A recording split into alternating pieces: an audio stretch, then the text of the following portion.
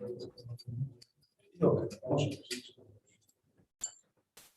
afternoon. My name is Paweł Miedemski. I'm Director of the Policy for the International Affairs, and I have an enormous pleasure to welcome all of you and our audience on social media and internet to a very timely conference devoted to the path of enhanced EU-LAC, Latin American Caribbean countries partnership in the context of the U.S.-China rivalry.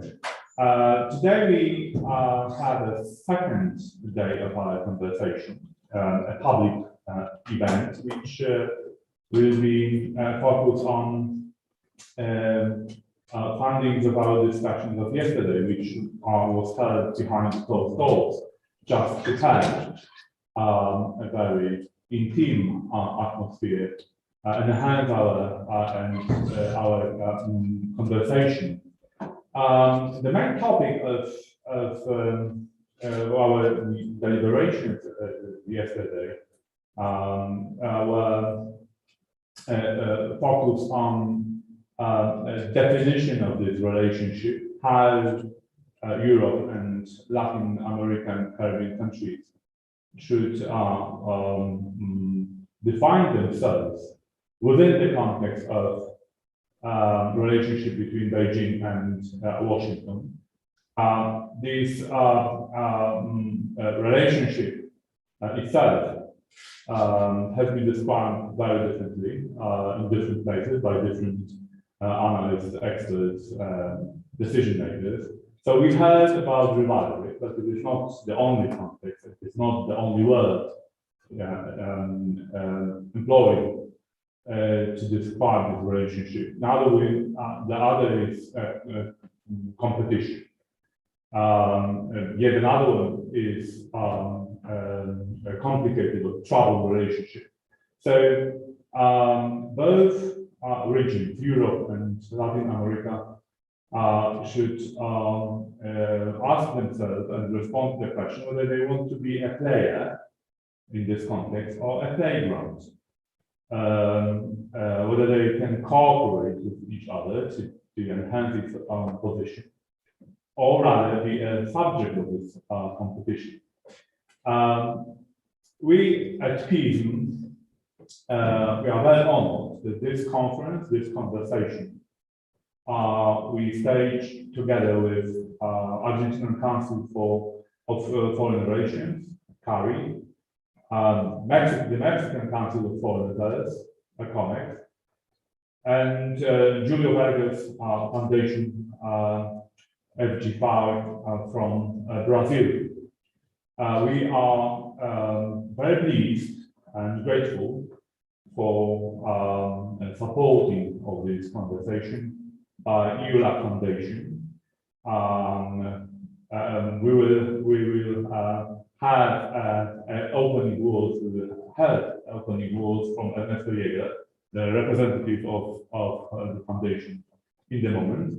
And we are very pleased that the opening speech of today's part of our conversation will be given by European External Action Service official Claudia Ginterdotter.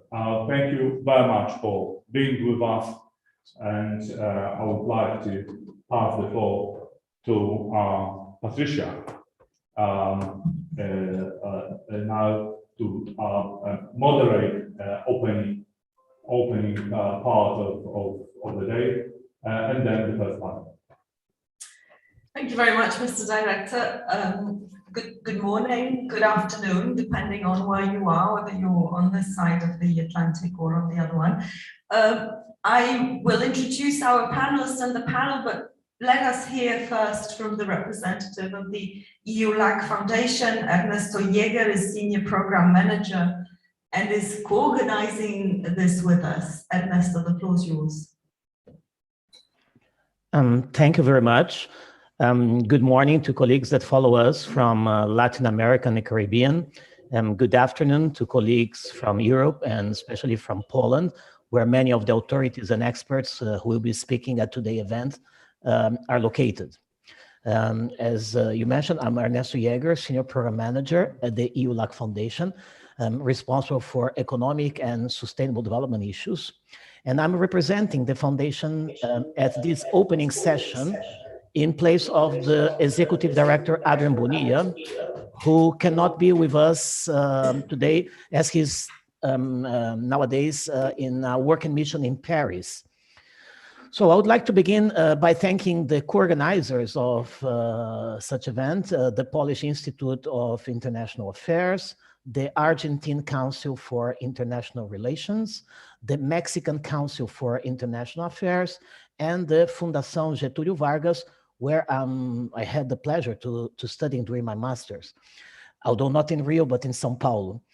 I also would like to tell you that this event has been selected within the framework of an annual call for proposal to co-organize events that the EU-LAC Foundation usually launch every year to discuss important topics and for the interest of the Biregional Association. This event specifically was selected in the 2019 call for proposals, and it was scheduled to take place in October last year in Warsaw, presentially. However, with the pandemic, we had to postpone the event for today in this hybrid format. Although it has been a year since the original date, and many things have changed in the world over this time, such as the outbreak of the pandemic and the change in the government of the United States, among others, we still sure that the theme of today's event is still very up to date and important for the biregional relationships between the EU and Latin American and Caribbean countries. And will certainly address these new trends and the changes in the international scenario. So without going on for too long, I would like to wish you all a wonderful and fruitful seminar. Thank you very much.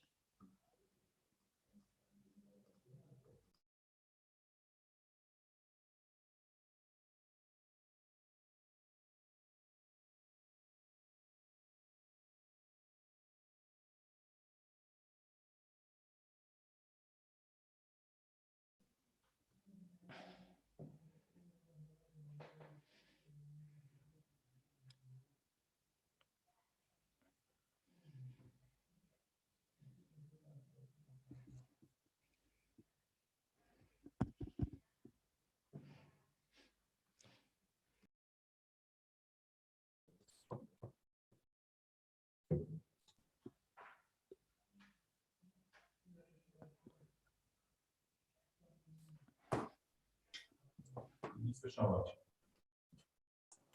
Wyłączony mikrofon. Hello, good afternoon. Can you hear me? Yes. Yes, excellent. Thank you. Yes, unfortunately, the lady introducing me probably we couldn't hear her, but I gather that it's my turn to speak now. So it's a pleasure to be here. And I would also like to extend warm greetings to our participants on the other side of the Atlantic. Buenos dias y bon dia. And of course, to our long-standing partner, the EU-LAC Foundation. So very nice to see you, Ernesto. And first and foremost, I would like to thank the Polish Institute of International Affairs for organizing this very interesting event and for inviting us to speak here. I know that you would have wished for a higher level representation on this day, but I'm afraid that our High Representative, Josep Borrell, I mean, he extends his most cordial greetings, but I must say I'm here in Brussels in the building of the External Action Service, and we have several ministerial visits just today. And so unfortunately, it was not possible for our High Representative to be here with you this afternoon. But in any case, I will do my best to give you well, the viewpoint, from Brussels on this very exciting, and I agree with Ernesto, still very much up-to-date topic. First of all, to mention also that our High Representative, I mean, he is very interested in Latin America, Caribbean relations with the EU, and he has done his utmost to move it up higher on the foreign policy agenda of the European Union. So since he started his mandate, there have been 3 debates of the EU foreign ministers on Latin America and Caribbean. I think this must be a record. Before that, we had it once on the agenda every, I don't know, 3, 4, 5, even 5 years. And so this gives already an indication. And in fact, he will travel to the region for the first time in the coming days. So I will say more about that later. So although the topic of today's theme really, is worthy of several theses, touching on some of the most complex trends in today's rapidly evolving global scenario. So in this short intervention, allow me simply to highlight some of the relevant issues from the perspective of the European External Action Service. And I hope these can be useful for the discussion after. So let me start by zooming out a bit and saying a few words on the context. Looking at the world of today, I think it is fair to say that we're probably witnessing one of the most transformative moments in recent history. And on the one hand, the COVID-19 pandemic literally changed our world overnight. The pandemic has highlighted some of our most complex challenges, including inequality, the decimation of biodiversity, and climate change, along with the stark differences that exist in access to health across the globe. So the sanitary crisis has always also been a forceful reminder of how shared global challenges can only be tackled through regional and multilateral cooperation. Collaboration, rather than competition and power politics, should be the guiding principle in international relations. So, and in November of this year, a special session of the World Health Organization will convene to discuss a new international treaty on pandemics, which is an initiative promoted by the EU. However, as we know, reality has played out somewhat differently. So global cooperation has indeed been unprecedented on some areas, on research, on vaccines, and also the COVAX facility. But the tensions we have seen between rhetoric commitments to global public goods and national politics and interests are also reminders of some of the realities that we face. And for reasons beyond our control, COVAX has not delivered as quickly and as efficiently as we would have wished. And in the meantime, as we know, China, also Russia, have become major providers of equipment and vaccines in Latin America and the Caribbean. Now, as we know, in this region, the pandemic came at a particularly difficult moment and has hit the region very hard. So I don't think I need to repeat all the details of this tragedy, which in fact has not yet ended. But suffice it to say that with only 8% of the global population, there were around 30% of global deaths in this region. And the repercussions also, well, in human terms and social and economic terms, will still be felt for a long time to come. Now, all this happens when we are confronted with the most serious challenge of our time, which is climate change and also the ongoing destruction of biodiversity. Of course, starting this Sunday in Glasgow at the COP26 meeting, world leaders will be pressed to ramp up their ambitions to put our planet on a more sustainable development path and limiting global warming. Next year, the international community will reconvene in the COP15 to conclude, hopefully, an international agreement to protect global biodiversity. And likewise, the digital revolution now well underway is creating new opportunities for our societies and our citizens. But it also creates new challenges, and the technology that was meant to bring us closer together in some cases has had the opposite effect, exacerbating existing polarizations. So this, of course, this technological progress is also creating new fault lines between those who have access to the technologies and can make use of such opportunities and those that do not. From a geopolitical perspective, we see that the digital agenda is at the center of some of the geopolitical tensions of today, with different players pushing different agendas. Take these two impending transformations together, the digital and the green, and we realize that what lies ahead is not merely an issue of technological innovation or reducing consumption of fossil fuels. It will require a drastic transformation of the way that our societies are run, the way that we live our lives, that we consume and that we produce. And again, all this calls for more and not less international and multilateral cooperation. The EU launched one of its most ambitious and transformative packages of policies and legislation, which we generally refer to as the Green Deal, and the associated goal of making the EU climate neutral by 2030. We are working with partners worldwide to ensure that such ambitions are matched on a global scale. Equally, the Commission has put the digital transformation at the top of its internal and also of its foreign policy priorities. At the same time, and moving on to the topic of today's discussion, we see how the balance of power in global geopolitics is shifting.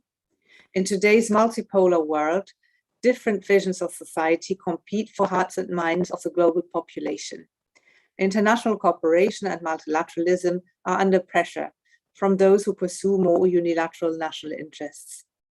This complex and unstable geopolitical scenario has made some analysts talk about an underlying systemic rivalry between those like the EU promoting democratic and open societies, coupled with a market economy and strong social guarantees, and others that push a different societal model where fundamental freedoms and rights do not take center stage. Latin America and the Caribbean is hardly an exception to such dynamics, and ever-growing tensions between the US and China globally also continue to manifest themselves in this region. Take the spectacular rise of China in the region over the last decades. China's trade with Latin America and the Caribbean grew 26-fold between 2000 and 2020, from an estimated total value of 12 billion to 315 billion.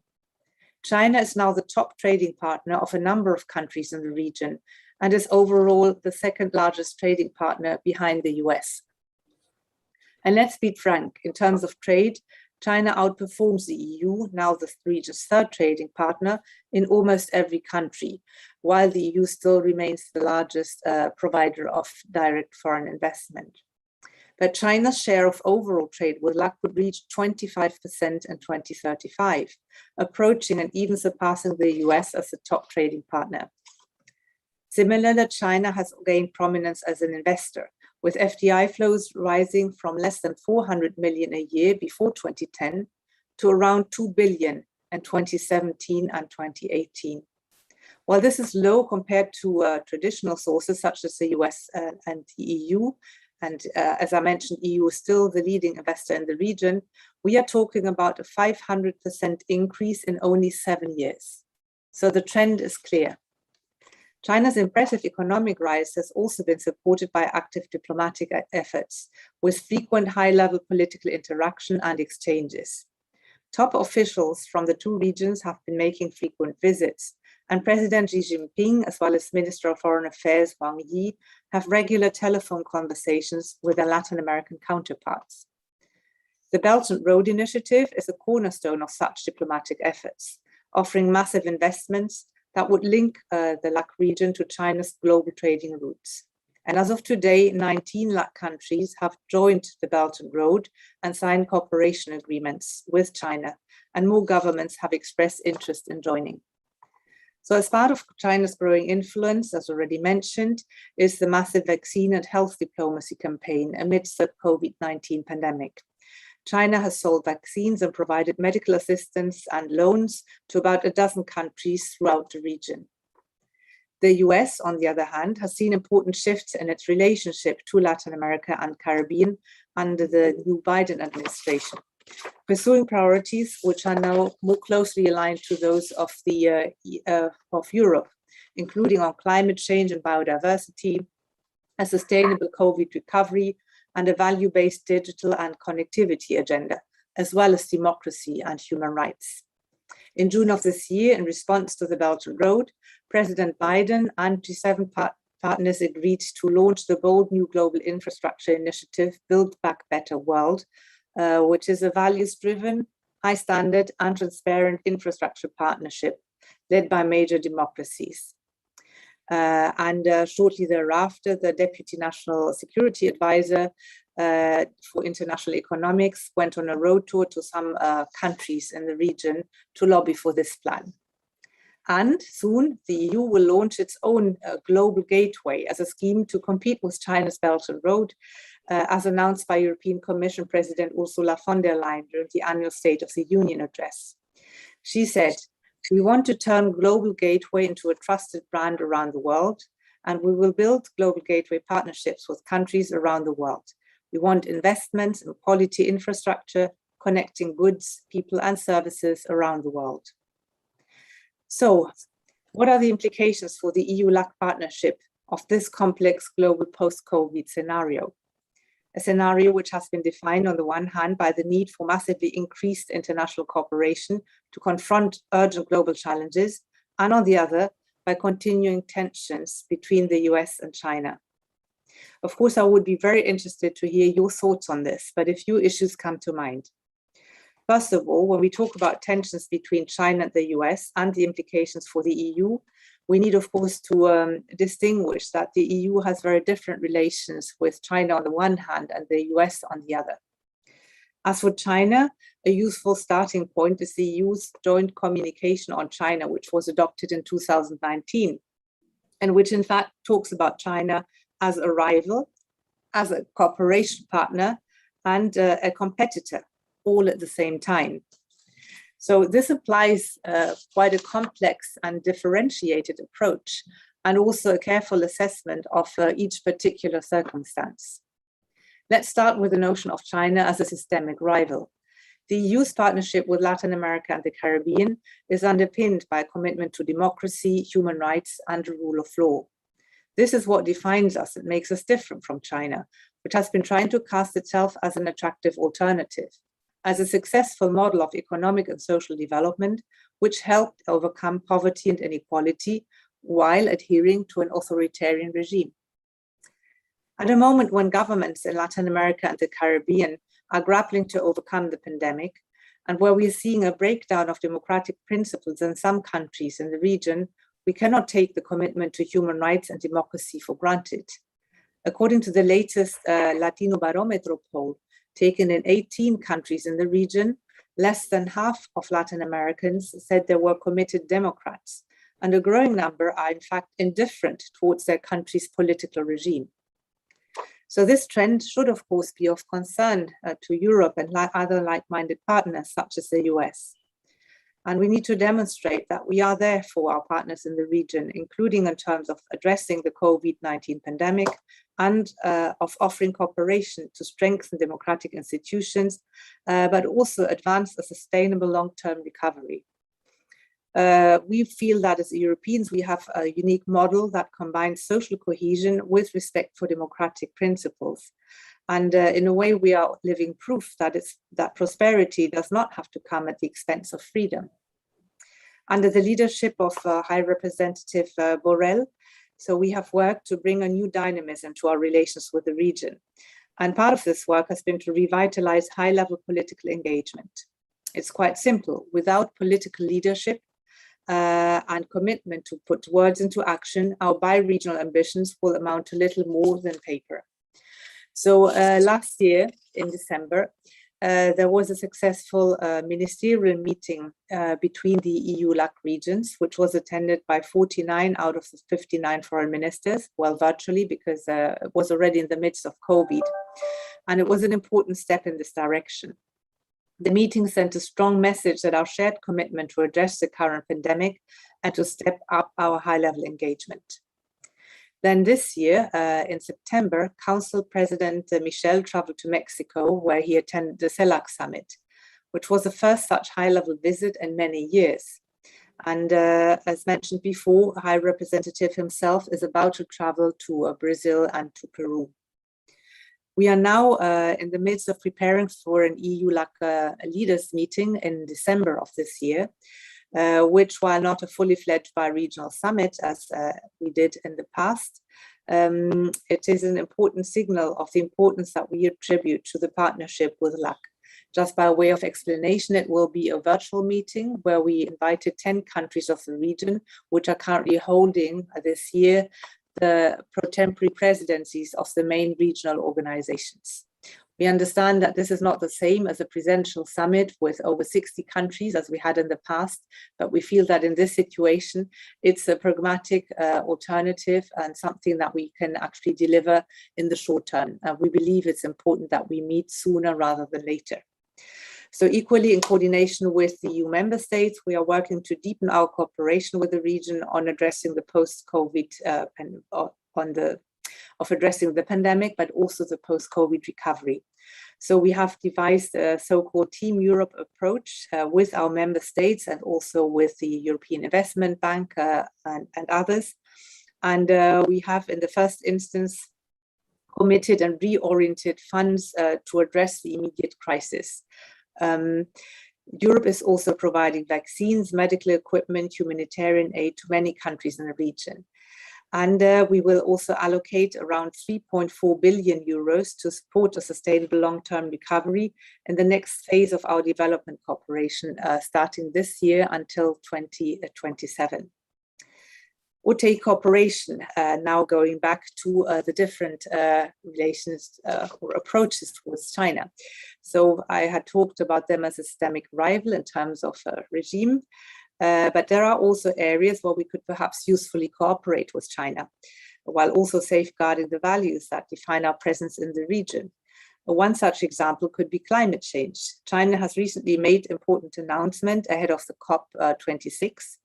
And I'm asking, could we develop our partnership with China on supporting a clean energy transition in the region? And last but not least, EU and China are competitors in terms of trade and investment, including in renewable energies. But European companies, we believe, do not have to fear Chinese competition as long as it is based on fair and open practices and on respect for corporate, social and environmental responsibility.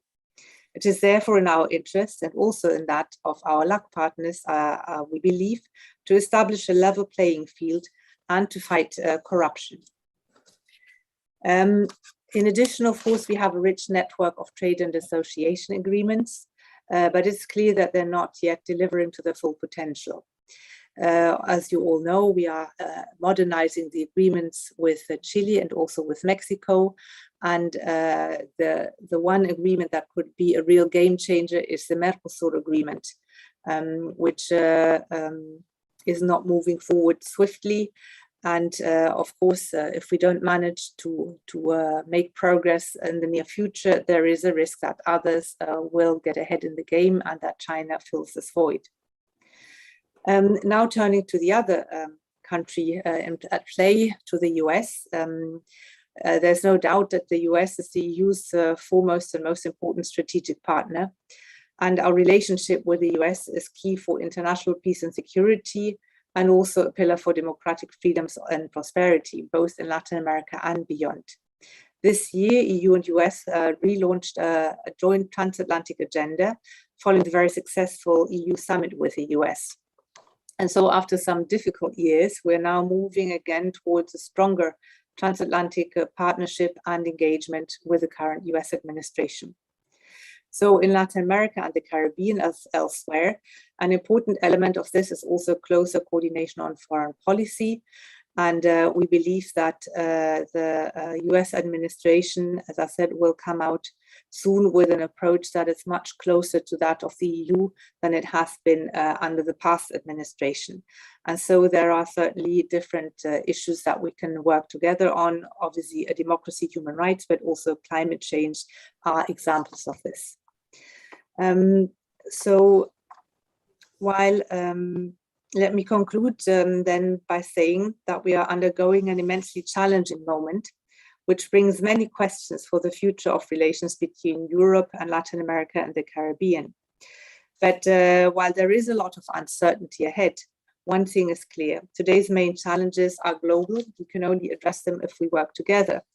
And I also believe that, you know, for Latin America and the Caribbean, all these three players, China, the US, and the EU, are important partners. And it would be a mistake if we force Latin America to choose between them. Obviously, there's cooperation on different issues with different ones of these partners, but it would be naive to believe that, you know, we can turn back the clock and, you know, ask Latin American partners to stop trading, stop exporting commodities to China, or stopping other relationships. So as I said, there's no easy answer, I think. But I mean, we know what we think we stand for. And in terms of addressing structural challenges in the region, such as inequality, we think that the European Union has a lot to offer.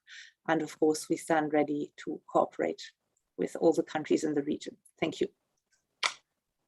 Thank you very much. Let me just make sure that I'm heard there by Ms. Gintersdorfer before I comment. Okay, this time I am.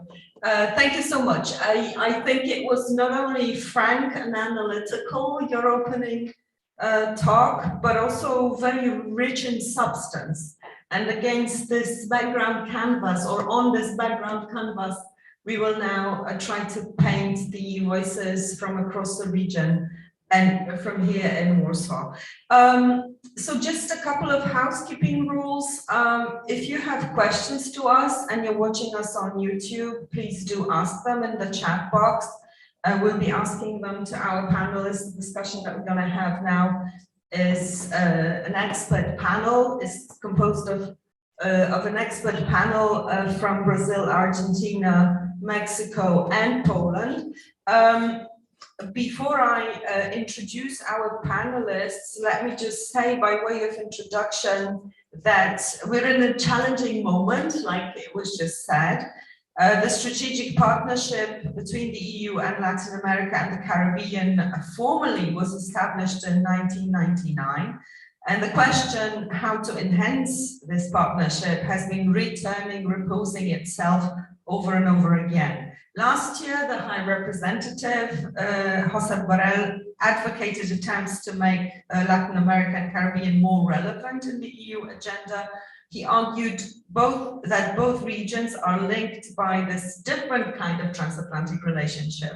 So there are two transatlantic relationships.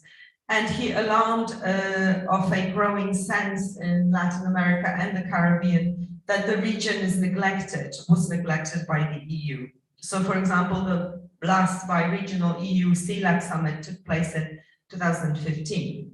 But 2 weeks ago, just before traveling to the United States, Josep Borrell complained that, and I quote, despite of his efforts, Latin America and the Caribbean was still not enough on the EU radar, end of quote. He highlighted also that the EU firms, companies invested in Latin America and the Caribbean more often and more in absolute terms than China, India, Japan, and Russia combined, but that there is a gap between investment and political engagement. So I guess what our panel, the question that our panel, we are posing today is how these attempts to enhance EU-LAC relations fit in the more and more relevant context of U.S.-China competition.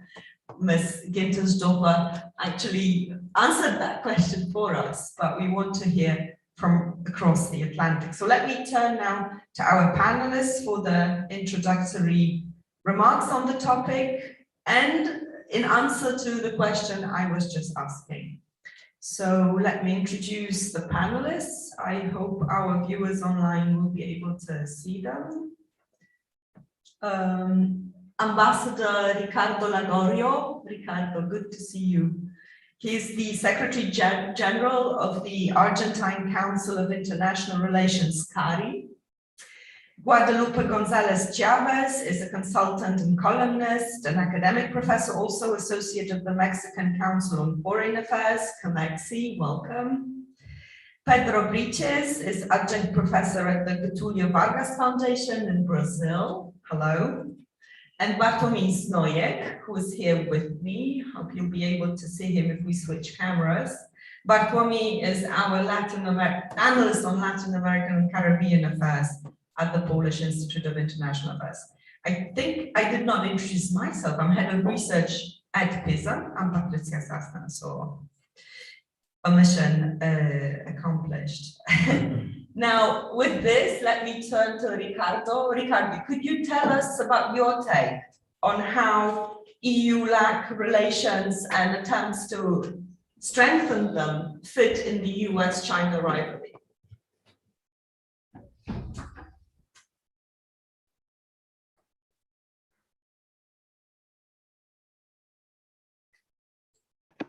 No, it's okay. Good morning. Thank you very much for the invitation. It's a pleasure to be once again in a seminar organized by Peaceman Kari. I would like, if you allow me, to address my presentation from a different perspective, because I do not believe anymore that the US-China rivalry solely provides us with the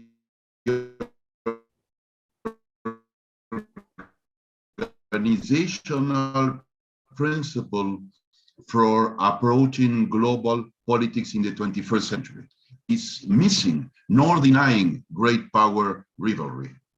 But I think that we should have a different approach in this, if you allow me to say, new 21st century that started to emerge during last year, 2020. We are in a different era, that's for sure. That's why we are meeting by Zoom. So I think that we need a new paradigm. And I think that we still continue using the US-China rivalry, a type of Cold War approach. For many years, it was the United States and Soviet Union, and now it is United States and China. We will be leaving aside what I think is the most important issues facing the 193 members of the UN. So without being a naive or without denying what historically has been great power rivalry, and it will continue so, I think that we have to approach global issues. And in that sense, I think that Latin America and the European Union, although I will not try to speak as a spokesman of the region, there's a colleague from Brazil, he has his vision, so I will try to give a perspective from Argentina, a Latin American country, talking to Europe. I think that we are in a very complete situation, very different. We are in a world that is very much a hybrid world. We are the same temporary and timeless scenario, and we are in a face-to-face as well as virtual scenario. So this has created a hybrid world, which I would say is not anymore only a state-centered world, but it is also emerging towards being, I would call it, we the people-centered world, the initial words of the UN Charter.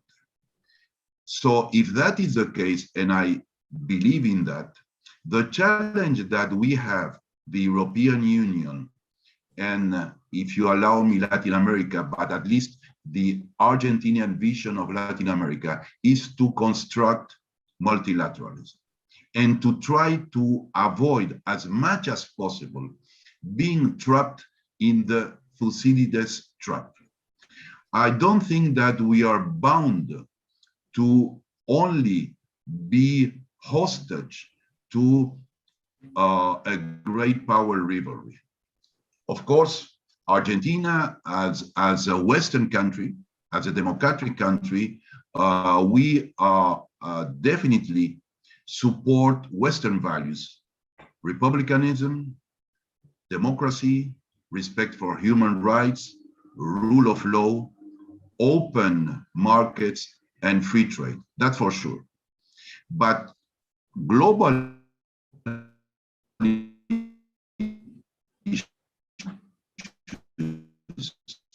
that we are facing, and the most immediate one is global collaboration, dialogue, and a global answer. And the only way to tackle this is through a multilateral scheme. So my approach is that unless we build multilateralism, because multilateralism is a construction, and it has to do with the willing of countries to construct multilateralism. I was posted in the 80s. I started my career at the UN in the 80s. And at that time, we already were talking about the crisis of multilateralism. I would say that the crisis of countries that are not willing to commit themselves to the construction of multilateral institutions, or to have multilateral institutions as the drivers for collaboration and cooperation. And that, I think that, again, the Argentinian vision from Latin America, I think that Europe is the perfect partner in this endeavor. I see Europe very much more akin, more willing to play by multilateral rules than great powers. And this is a reality. It's pure realism and is history. So we need to talk about the global framework. And the global framework is not just the rivalry. It exists, it will always exist, but climate change, values, trade, poverty, ecology in general, sanitary matters, a world that is driven constantly by science, technology, innovation, and ecology are global matters. They are beyond great power rivalry. Of course, great powers have a say in this, and they are part, and they are very important part of this debate. But they don't have the monopoly, and if we use just, I would say, a bilateral one, we will be missing most of the issues that today are affecting we the people, and are affecting them directly with, I would say, no intermediation from the state. So let's talk between Latin America and Europe about multilateralism. Let's strengthen our willingness, and particularly in the case of Argentina as a member of Mercosur, I think that the agreement between Mercosur and the European Union should be finalized. This is not just an agreement on goods. It's not just an agreement on tariffs. It's not just an agreement of agricultural matter. I would say it's an agreement between two areas, Latin America, part of Latin America, Mercosur, and Europe, that are willing and committed to construct a different scaffolding for this 21st century. And unless we fully commit ourselves to the construction of this multilateral scaffolding, we will not be able to tackle global issues that demand global answers. So just to wrap up, I don't want, and I don't think it's positive to be trapped in the Thucydides trap, we need to go out from that, outside, to present a different perspective, an alternative, and I think that the only one is multilateralism. And in this context, strengthening the construction of a new culture of multilateralism, not upside down, but from the bottom up, through we the people, it's the big challenge for Latin America and EU. Thank you very much. Ambassador Lagorio, thank you so much for this very engaging line of thought. I even forgot for a minute that we were talking about the U.S.-China rivalry as a context here. I think it's sort of heartwarming on the one hand and simply politically important on the other, what you're saying about multilateralism and the fact that the EU is committed to multilateralism, which is seen from Argentina, I see. And also we in Poland, I think all middle powers too, were committed to multilateralism out of rational interest, and multilateralism being a tool for influencing international relations. But I also think it's important that you mentioned climate change, values, ecology, health. These are the big themes that connect us here in the European Union and in Latin America and the Caribbean. With that, let me turn to Guadalupe Gonzalez Chavez. Again, with this question on EU-Latin American relations, but in the context of Chinese-American rivalry, please.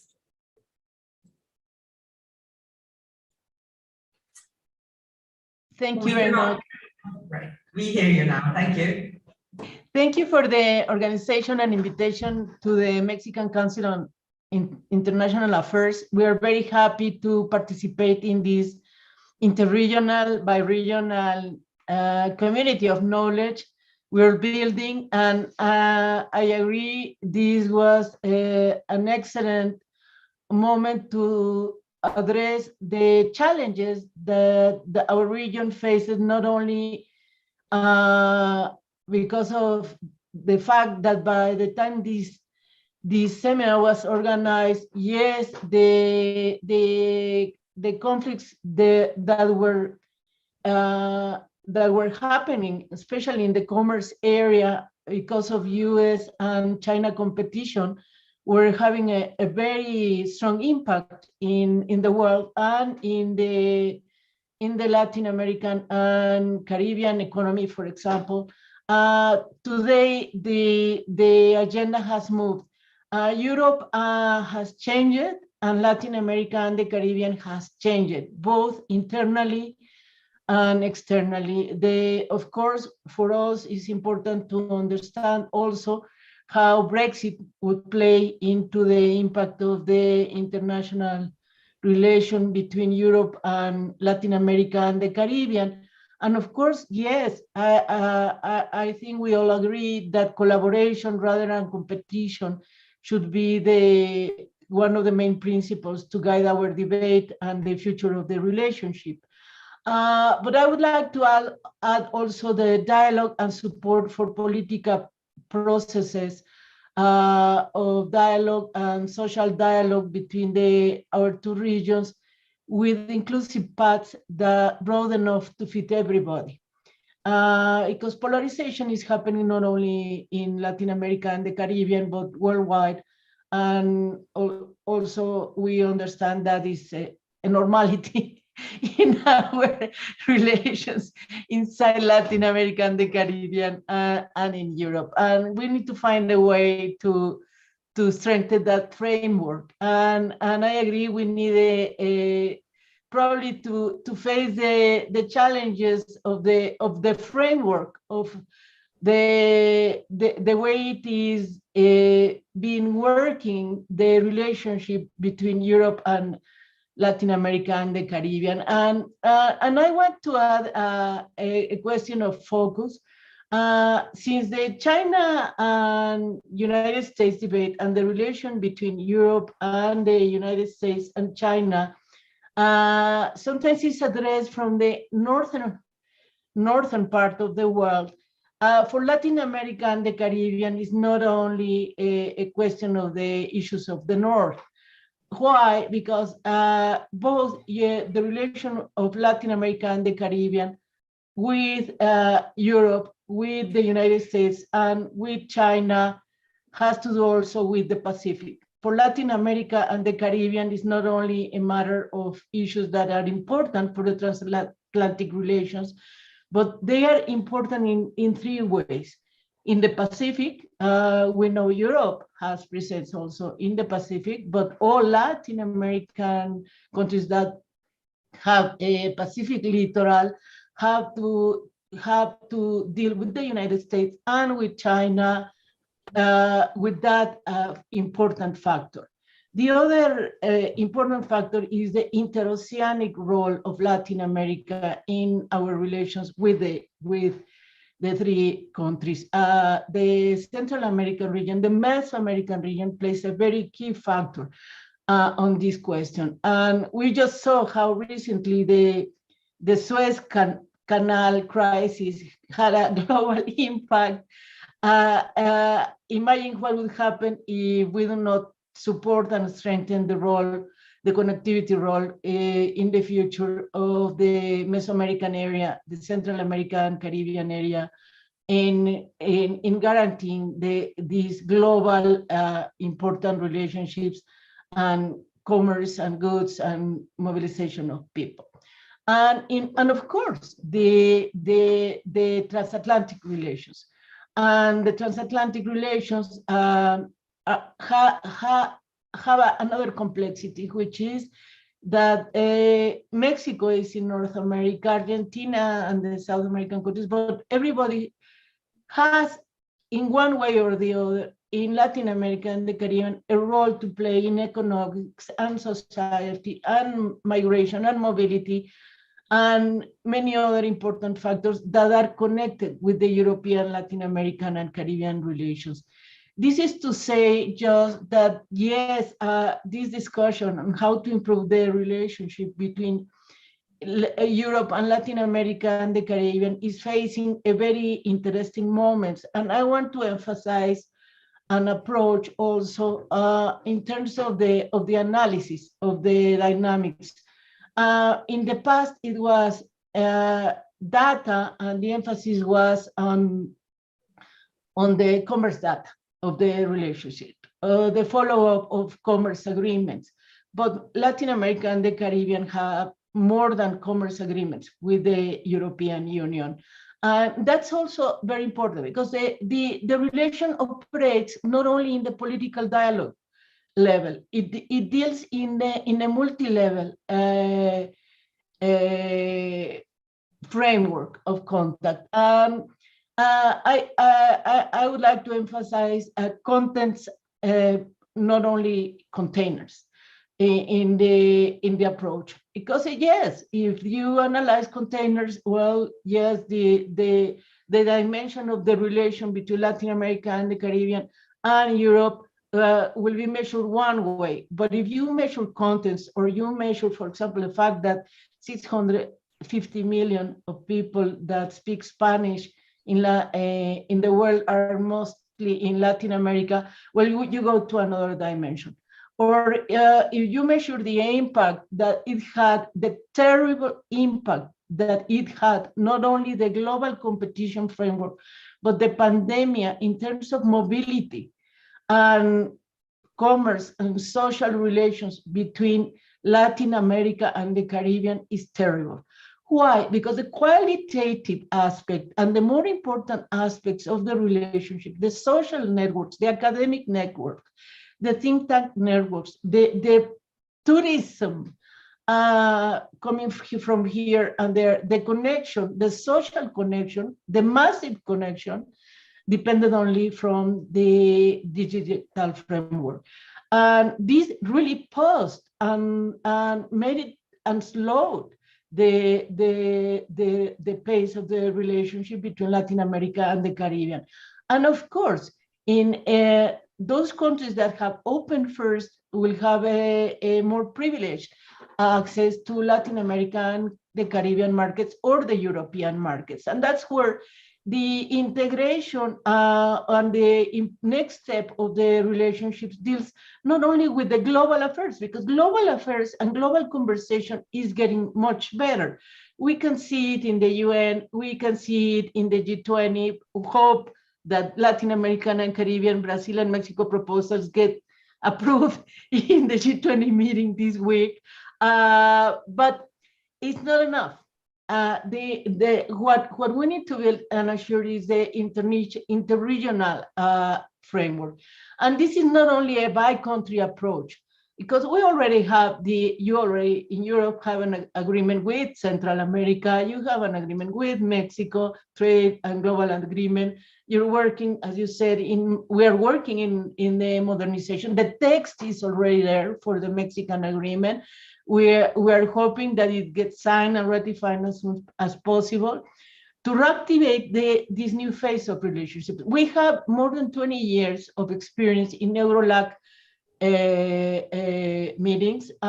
We hope to have this really new multi-stakeholder EULAC meeting in next, not only the advance of the political and dialogue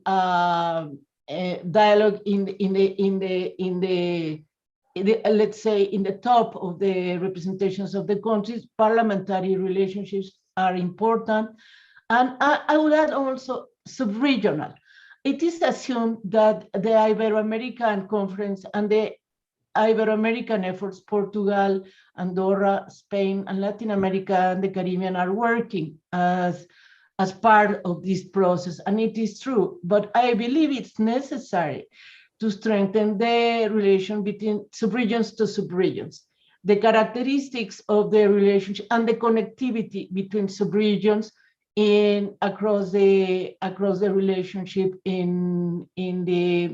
between Europe and Latin America and the Caribbean, I believe is urgent to get into the mobility question, so that the vaccines is not an obstacle for people to travel and to go back and forth for Latin America. We have seen how some people are waiting for more than a year to go to study to Europe. We saw how students are having more difficulties to come to Latin America and the Caribbean because of the pandemic, and we need to face that challenge in one hand. In the other hand, I would like to raise another issue that is political, is geographical, but is also very important, is cultural patrimony and the memories. Our regions have a long history of relationship, for many, at least 600 years or more and more evidence comes that we've been connected long before, and addressing the protection of memory and cultural patrimony and developing a new community of knowledge and networks to fit and give content to the relation in all the levels, I think is very important. Thank you. Fascinating. Thank you very much, Guadalupe. I think that your emphasis on the context of pandemic and the devastating effect it has had on virtually everything is very important, but also the emphasis on cultural patrimony and memory and on social relations. But what I found most fascinating is that you reminded us of the geographical differences that make our perspectives quite different, which is that Latin America has this U.S.-China rivalry on all sides of the continent. You have the Pacific, interoceanic and transatlantic perspective, so it's very different from what we have in Europe. Thank you very much. So with that, let me turn now to Pedro Briches from Brazil, from the Getulio Vargas Foundation. Pedro, the floor is yours. Thank you very much. Hello, everyone, my dear fellow panelists. Once again, I appreciate the invitation and opportunity. It is a pleasure to be able to participate in this panel. Well, I'm glad to be able to debate such relevant issues dealing with the relations between Europe and Latin America in the current international context is essential in view of the intensification of competition between the great powers. Well, I want to start by talking about the main effects of the U.S.-China competition for both regions. I think that this could help us to understand what's happening, how can we enhance Europe and Latin America cooperation. Strategic competition between China and the United States is the main determinant of international relations today. Therefore, it is impossible to detach the regional dynamics of Latin America and Europe from what is happening at the global level. Europe has been at the center of a hegemonic bloc led by the US since the end of the World War II. However, since the end of the Cold War, this North Atlantic relationship has undergone change. But unlike the Cold War, where Western Europe has been at the geopolitical center of the US grand strategy for the past 30 years, Washington has redirected its foreign policy to other regions such as the Middle East, in the war on terror, and more recently to Indo-Pacific. Although Europe has not lost its relevance, this scenario brings enormous challenge for the European Union to be able to position itself in the context of strategic competition. After all, while it is a key region in economic terms and for global governance, it is far from the main nexus of the dispute between China and the US. The Asian rise, in the sense, pose a geopolitical challenge for Europe to remain at the center of international politics as it has done for centuries. For Latin America, this process has similar effects. The region is far from the dynamic axis of international politics and from the dynamic axis of international economy. However, the region has already been dealing with a strategic abandonment by the great powers since the end of the Cold War. The US in particular no longer saw Latin America as a relevant partner, and its foreign policy for the region was focused only on security issues. Given this context, competition between China and the US seems to have three main effects for me. On the one hand, it increases the bargaining possibilities of Latin America and Europe. The loss of geostrategic relevance can be minimized by this condition of bargaining with Washington and Beijing. And you are already seeing this in some areas, as technology, for example.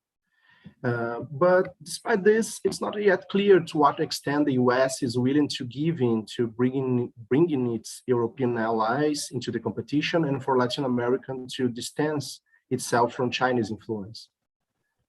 Given China's importance as an economic partner, it is unlikely to reverse the situation in the short term, especially in Latin America. On the other hand, given the interdependence between the two economies, from China and US, the intensification of competition between Washington and Beijing brings negative effects on the global economy, of course. This decisively affects the economic performance of Latin America and Europe. Even if there are specific gains in specific sectors which benefit from possible setbacks in relations between China and US, in a broader perspective, these effects are negative. In addition, domestically speaking, it is expected to increase polarization around the relations with China. Especially in Latin America, many conservative political sectors have mobilized anti-China sentiment to gain political engagement. This societal division can generate greater uncertainty in foreign policy. This lack of definition in the face of competition can affect the bargaining capacity of countries in these regions. So we're talking about three effects. One is the gaining of capacity of bargaining. Of course, the instability of the global economy that affects both regions. And last, the societal division that are increasing, especially in Latin America. So in this context, relations between Europe and Latin America appear like a good opportunity for countries of both regions to reduce the effects of this competition and to achieve a new momentum for their international insertion. First, given a scenario of relative strategic abandonment, the possibility of interregional cooperation brings more bargaining power and can reduce dependence on China and the US, as I mentioned before. Relations between Europe and Latin America are historic, and there is economic complementarity between the two regions. Therefore, it would be important for the two regions to deepen their existing cooperation. Some sectors can be central to this cooperation. The technology sector is one of them. A large part of Latin America's interest in cooperation with China has been cooperation in technology, research, and development.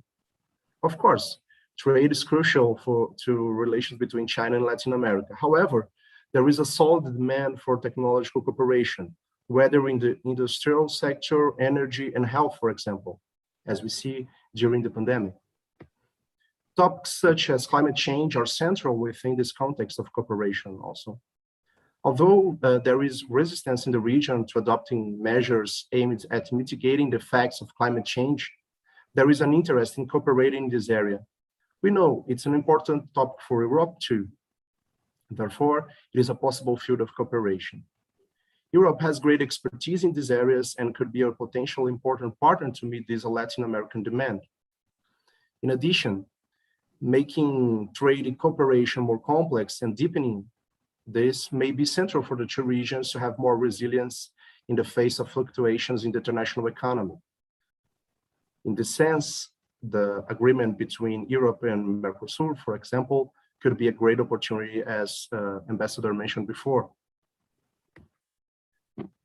It's important to mention that interregional trade between Latin America and Europe is historical. However, it ceased to be central to Latin American countries while China assumed this role. Furthermore, development remains an extremely relevant issue for Latin American countries. Therefore, it would be important for Europe to look at this issue as a potential space to increase its cooperation with Latin America. Interregional cooperation has become an important phenomenon in international politics, and in a scenario of increased international competition, of undefined polarity, it becomes a mechanism to minimize the effects of the U.S. China competition.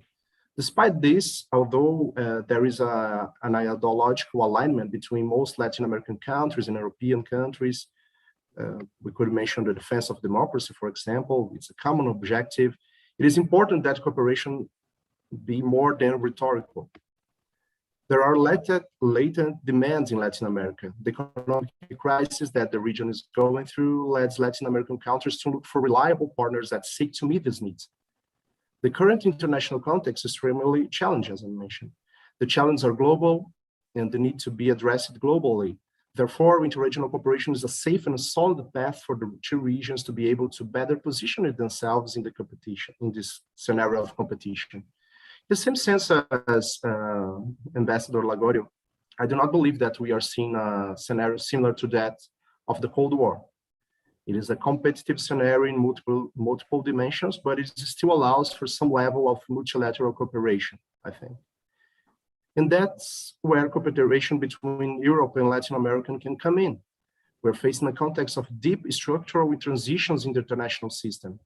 The climate, energy, demographic, technological transitions that make our time will be fundamental to determining the future of international relations.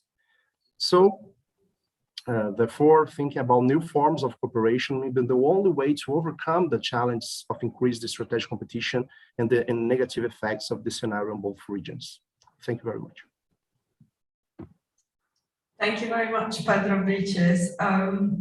You've not only given us the historical background to thinking of Latin American countries on great power, rivalry, and competition, but you've also listed opportunities that are there to be grasped. So thank you very much for that. And with this, I turn now to Bartłomiej Zdojek, who is our very own analyst on Latin American issues. Bartłomiej, please give us a European perspective on the issue. Thank you very much.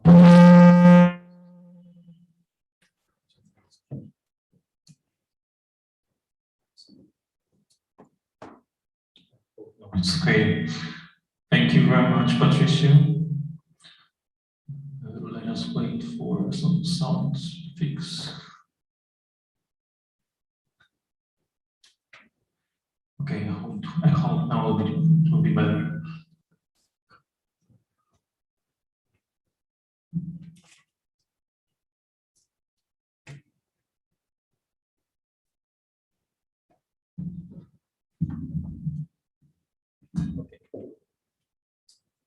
Okay. Thank you, Patricia. Thank you all panelists. It's an honor to be in such a great company. And so let me go back to the comment of Pacing Director. To make it clear that this event is today conference. So we were very fortunate to have a closed seminar with a limited number of great experts and great food for thought for the main topic of this conference. And let me share a couple of comments I was sharing with the rest, and also a few takeaways I think they should go to the wider audience. And I will first start with one observation, which was really emphasized during our discussions. The problem of imposing narrative of U.S.China rivalry, that's what maybe was mentioned by Ambassador Lagori about being trapped and going beyond the names, the notions that are functioning. And what is important is to make this narrative showing the real situation and the strengths of EU and Latin America. So in case of European Union, what is important is that maybe EU is shown as a weaker partner, weaker actor than the US and China. China is a framework, but it's otherwise. It was mentioned about the investment position of European Union.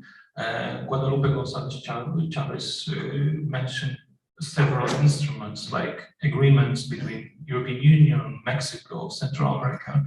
And I think that this institutional framework built by both regions is one of the great assets to build on. But I think that one of the good takeaways that should be passed here is that this narrative about European Union as an important and strong actor in Latin America should be made by the Union itself. So it's about an efficient public diplomacy, which is important in this moment of fighting COVID pandemics, especially vaccine diplomacy, support for the countries for post-pandemic recovery, and linking that with green transformation, which is a priority for the European Union. And also the narrative internally. I need to go back to this comment about geographical diversity, that it's not only the case of Latin America, where we have Mexico, which is very close to the United States, and countries such as Argentina, Brazil, and South America, which have a different kind of relations with the US and China. In case of European Union, we can talk about such countries of Poland, which is linked to Latin America, less developed than in case of such countries of Spain, France, Germany. So this approach should be different to focus on those areas which make Latin America attractive for Poland and otherwise. And let me mention a few areas that should be taken into account when we talk about strengthening these relations with countries with not so tight relations. First of all, it will be trade. So any topics like accords on free trade, talking about relations with Mexico, the accord with Mercosur is something that is the base, but fundament of relations of those countries like Poland to be interested in Latin America. And basically the trade interests, economic interests are the base for political dialogue, and this is really key thing. The second area which is important is science and education. We discussed yesterday about how to enhance such instruments which function in relations between the European Union and Latin America's Erasmus Plus or Horizon program.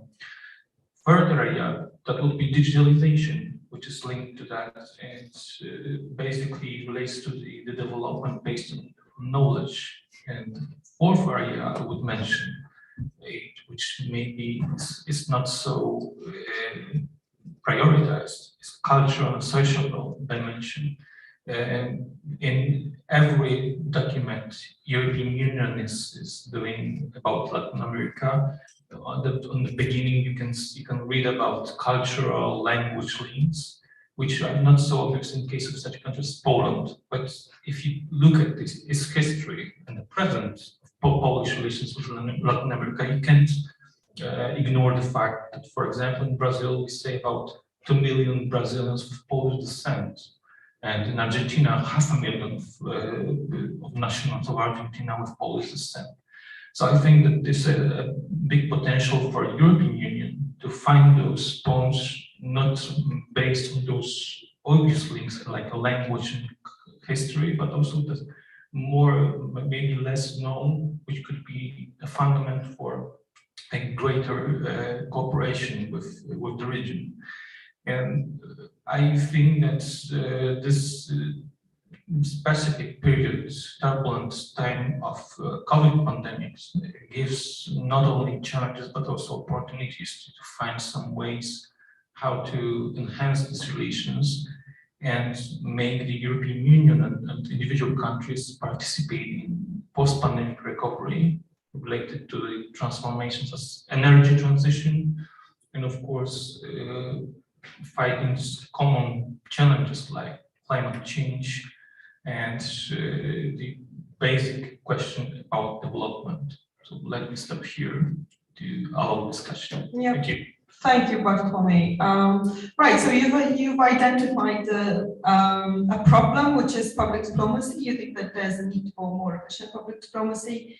And you've identified also the domains where there is a possibility for greater cooperation, which is post-pandemic recovery, green transformation, but also you've noticed that trade is the backbone of our EU-LAC relations, and you've mentioned the importance of societal relations as well. So I have a question actually coming in from Rudley Noster, if I pronounce that correctly. And I think this one's actually directed to you, Bartłomiej, because it asks about the EU, but also if other panelists will want to respond, you're very welcome to.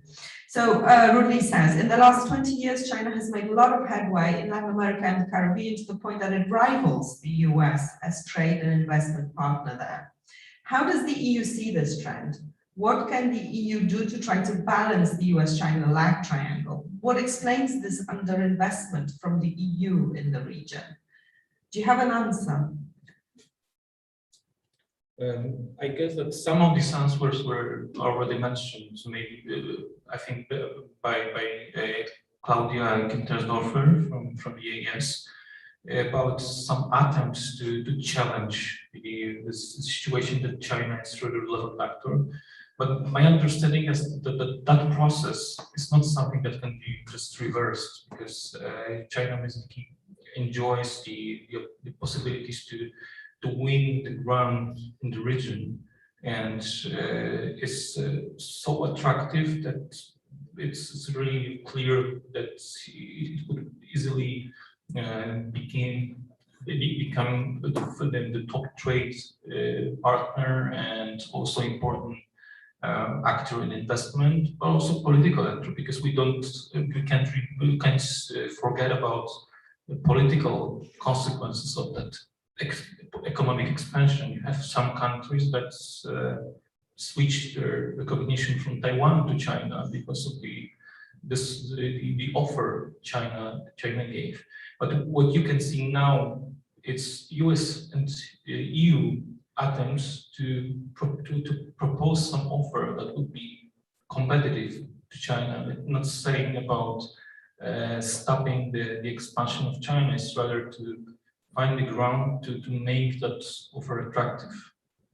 Right, and I also think that there might be a reason in the fact that Chinese companies are not free market companies. They are under the influence of the government, whereas European companies are free market companies. You cannot tell a company go and invest in Mexico rather than leaving its decisions for its own interest and to make these decisions in the name of their own interests. So I do not want our panel to be just a panel of talking heads without interacting with each other. If I may now suggest that we go one by one, but briefly, shorter, please make your comments shorter than the opening ones. And relating to what's been said by other panelists, and maybe relating to the question that was asked by the EU investment in Latin America. May I start now not with Ambassador Lagorio, but with Guadalupe González Chavez, and then we go to Ambassador Lagorio, and then Pedro Briches, and then Bartolome.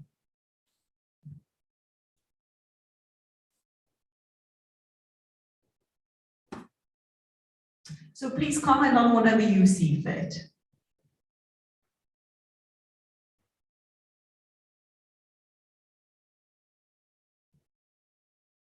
Guadalupe? Okay, thank you very much.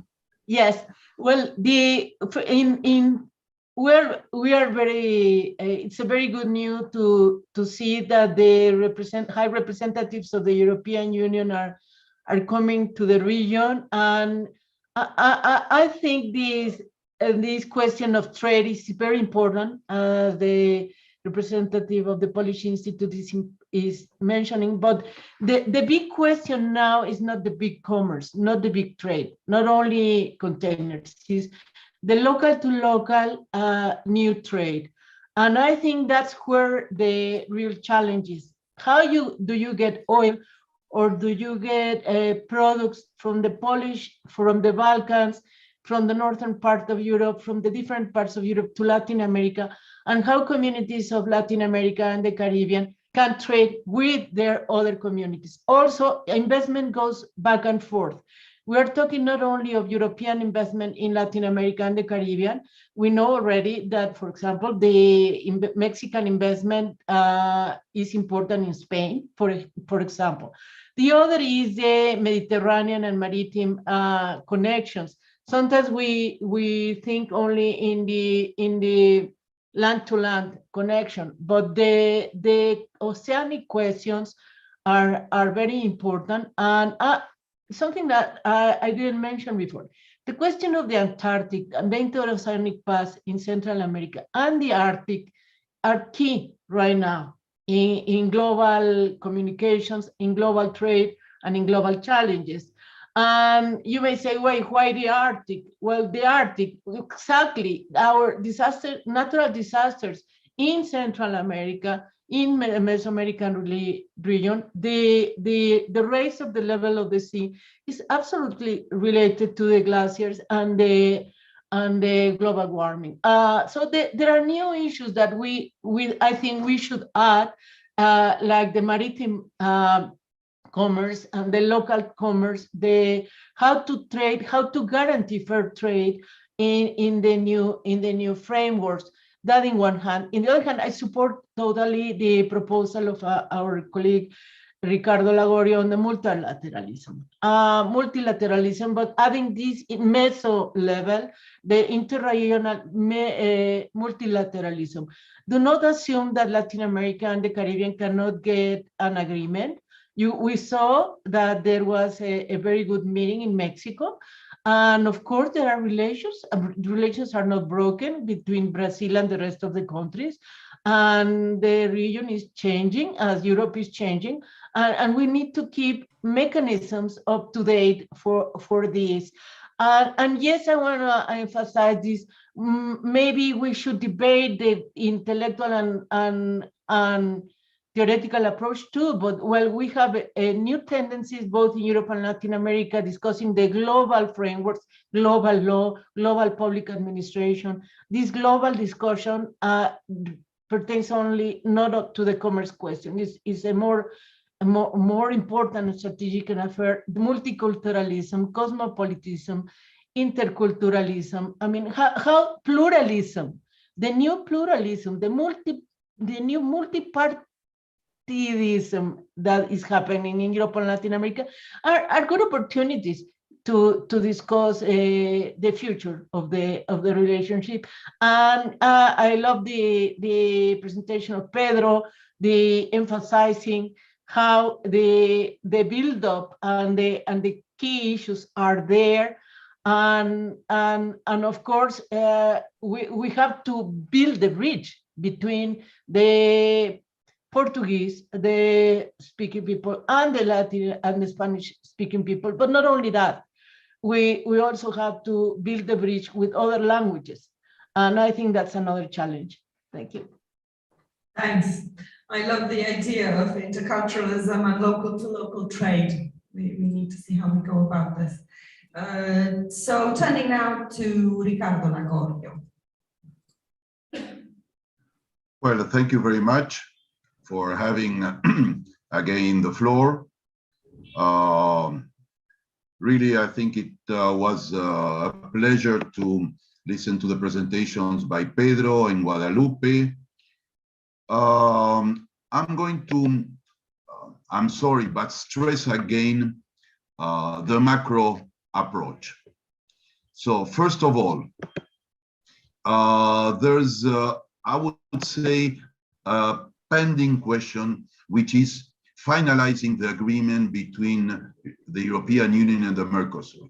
I think that it will be a mistake to leave a void there. Particularly, I don't agree with the approach, but particularly if we are discussing Latin American relations, Mercosur is not Latin America, it's just a part of it. But if we are discussing Latin America and the European Union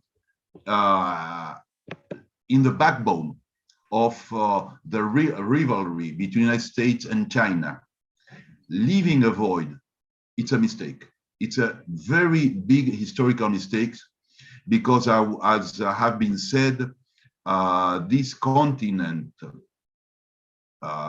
is very close to Europe by history, by migration, by language, by values. And I don't approach the agreement just on trade related issues, but I think it's a very important value agreement. It's a building block of multilateralism. So if we want to be able to face all the challenge that lies ahead, have been said by Pedro, by Guadalupe, not only related to hard power, the issues that we are facing on a daily basis are issues of soft power, issues that affect directly to we the people, to the more of 7.5 billion of inhabitants, which affect us directly again. The First World War was not a world war. The Second World War was not a world war. This is a global and world challenge. And these are the type of challenges that we are going to face. So there's no way out but to build strong ties, multilateral ties, to strengthen the global scaffolding, not just the G20, Brazil, Argentina, and Mexico, we are a member of the G20. But let's not forget that more than 160 countries are not part of it. So we need an inclusive body where all the main issues that affect we the people and not just the states can be discussed and solved. Thank you very much. Thanks for reminding us again about this meta level of analysis.